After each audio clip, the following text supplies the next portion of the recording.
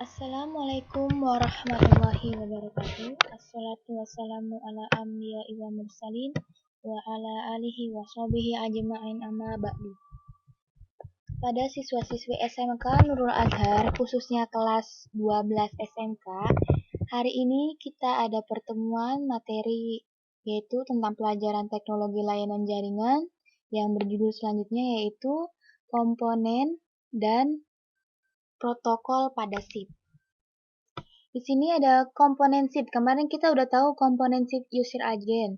Jadi di sini kita akan membahas lagi lebih spesifikasinya atau lebih jelas komponen SIP yang mulai menerima dan menutup sesi komunikasi. Jadi ada dua, terdiri dari komponen utama yaitu user agent client atau UAC, user agent service atau UAS.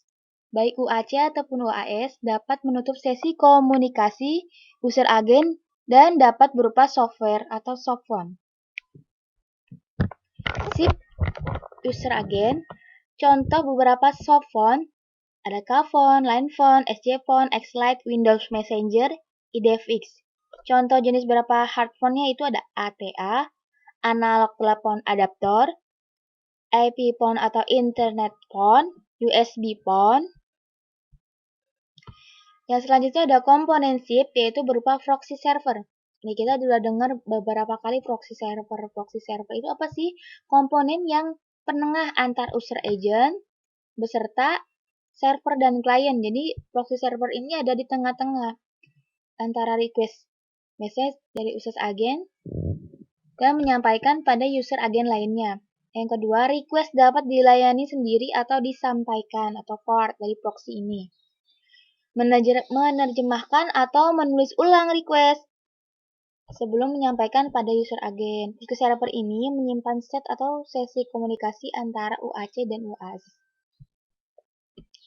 Di sini ada gambar call flow dengan SIP proxy yaitu SIP operation in proxy mode. Jadi ini menggunakan metode proxy. Seperti ini gambarnya adalah ada state 1, state 2, location server tadi ada client, ada invite. Nanti di sini akan dijelaskan. Komponen SIP redirect server. Komponen yang menerima request dari message dari user, memetakan alamat SIP atau user agent atau proxy tujuan kemudian menyampaikan hasil dari pemetaan. Terus redirect server ini tidak menyimpan state yang sesi komunikasi. Jadi dia tidak menyimpan sesi komunikasi antara UAC dan UAS setelah pemetaan disampaikan pada UAC. Jadi setelah satu data itu disampaikan kepada UAC, user agent yang seperti tadi, maka server ini tidak akan menerima komunikasi atau pemetaannya. Yang selanjutnya, tidak seperti proxy server, redirect server tidak dapat melalui inisiasi request. Jadi dia tidak melewati tahap request message. Jadi tidak seperti OAS, dia melalui tahap request dan menutup sesi komunikasi.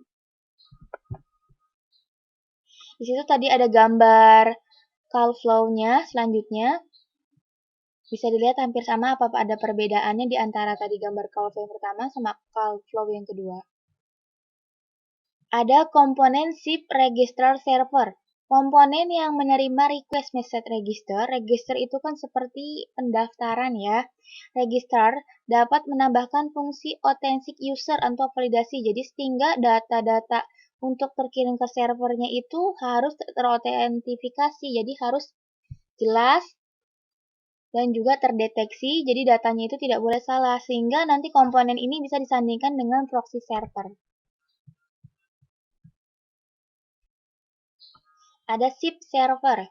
Contoh aplikasi SIP yang dapat berfungsi sebagai server baik yaitu ada Asterix. Kalian boleh coba ke halaman Asterixnya http ini.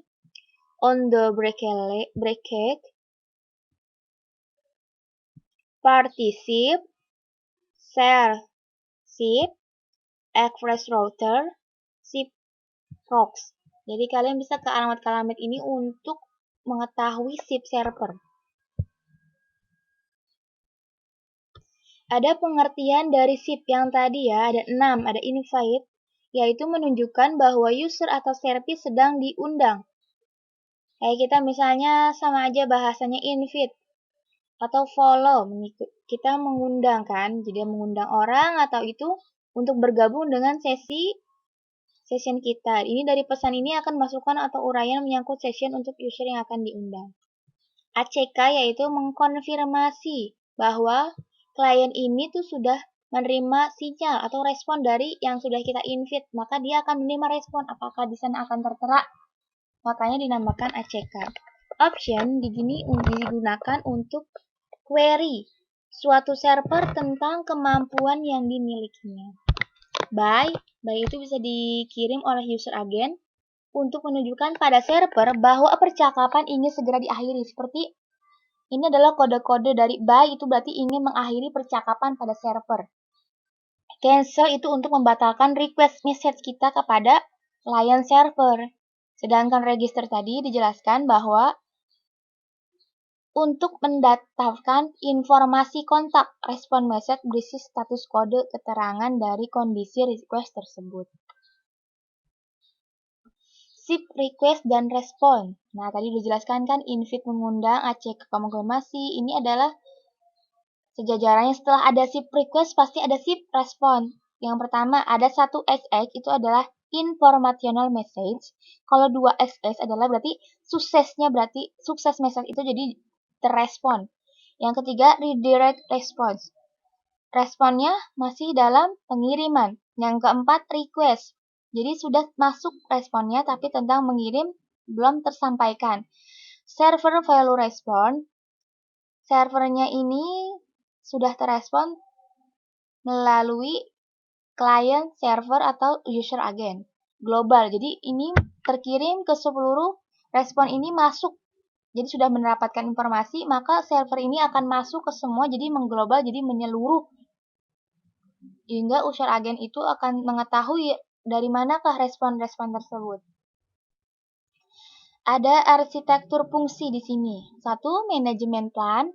Manajemen plan menangani fungsi seperti berlangganan, ketetapan jasa, atau layanan. Manajemen jaringan ini seperti informasi billing. Yang kedua, the service dan application plan.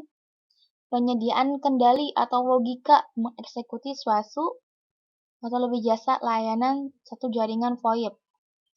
Ini nanti akan dijelasin di bab selanjutnya tentang VoIP ya. 3. Control signaling plan. Setelah ada tadi beberapa dari elemen kedua, maka sekarang ada elemen utamanya pada jaringan VoIP, khususnya transport plan. VoIP itu adalah Voice over Internet Protocol. Perangkat dan fungsi dalam plan ini menyelesaikan kendali. Jadi ini yang memegang kendali utama pada jaringan VoIP. Yang selanjutnya ada transport line. Transport line bertanggung jawab untuk mengirim pesan antar jaringan VoIP. Pesan ini dapat berupa scale signaling, call media, call signaling, call media, dan setup atau media lainnya seperti IP transport, domain, internet working, domain, dan IP access domain. Di sini ada gambar arsitektur fungsi. DNS server, ada internet ship, SDP, ada location server, ada proxy server yang kita jelaskan tadi, ini adalah user agent, media RTP, user agent client. Jadi internet ini akan ke beberapa fungsi dia, ke proxy server, ke SIP, ke user agent, server, client, maka sampailah ke menerima respon. Ada arsitektur jaringan. Tadi setelah ada arsitektur fungsi, sekarang ada arsitektur jaringan. Arsitektur fungsi ada 3, arsitektur jaringan pun ada 3. Yang pertama ada application server, merupakan entitas pengeksekusi aplikasi. Jadi ini yang menjalankan aplikasi itu application server namanya ya. Yang kedua MG, media gateway, berfungsi untuk sebagai elemen transport. Jadi untuk menurunkan trafik jaringan. Jadi ini yang mengatur trafik atau grafik pada jaringan. Yang ketiga signaling. Nah ini yang mengatur signal pada aplikasi. Itu namanya signaling gateway sebagai gerbang antara jaringan signal ES7 dengan node-node lain pada jaringan IP, Internet Protocol, yang dikontrol oleh soft switch. Arsitektur layer. ada application layer, merupakan bagian jaringan yang menyediakan eksekusi atau beberapa aplikasi. Hampir sama dengan tadi.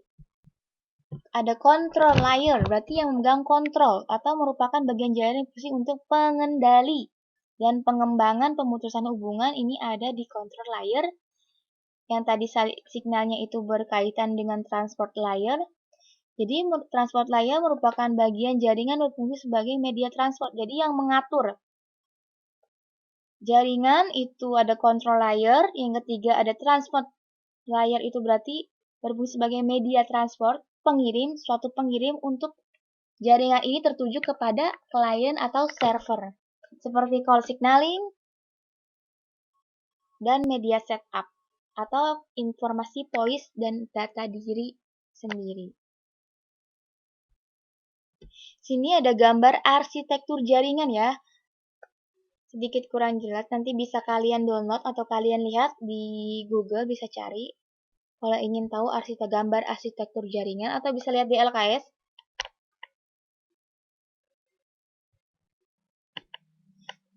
Tugasnya nanti akan Ibu berikan terpisah. Jadi siap-siap setelah pemateri ini Ibu kalian suruh baca atau simak sekitar 30 atau 40 menit, nanti tugasnya akan menyusul.